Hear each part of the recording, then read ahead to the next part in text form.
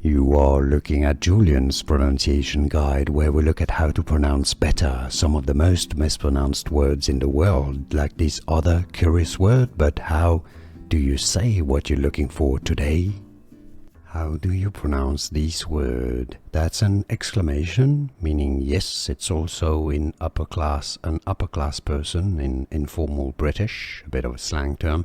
It's also the shortened form of Yahweh in the Bible, the Hebrew name for God, one of the names for God. If, by the way, you're looking at how to pronounce names of God, for God in the Bible, make sure to stay tuned. In all those cases, Yah, Yah.